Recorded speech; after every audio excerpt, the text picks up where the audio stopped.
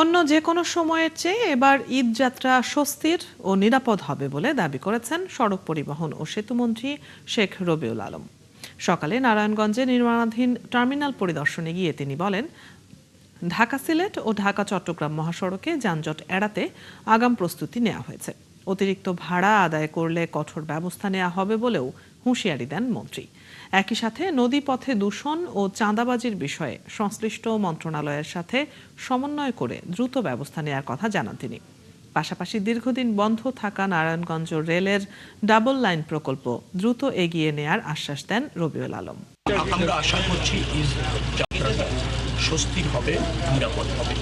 যে সমস্ত জায়গায় ব্যত্যয় ঘটার সম্ভাবনা আছে, ধরেন এটা যানজট তৈরি হয়ে যায়, দীর্ঘক্ষণ শৃঙ্খলা থাকে না সড়কে যান চলাচলের জন্য, তার জন্য যে সমস্ত ব্যবস্থা নেওয়া হবে উচিত সেগুলি ইতিমধ্যে আমরা নিয়েছি এবং ওর সাথে যারা জড়িত তাদেরকে প্রয়োজনীয় নির্দেশনা দেওয়া হয়েছে।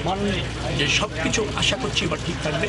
গতবার মোটামুটি একটা স্বস্তি যাত্রা হয়েছে, এবার তার চেয়ে আরও বেশি মনোযোগী এবং আরও বেশি আপনার তৎপর থাকবে।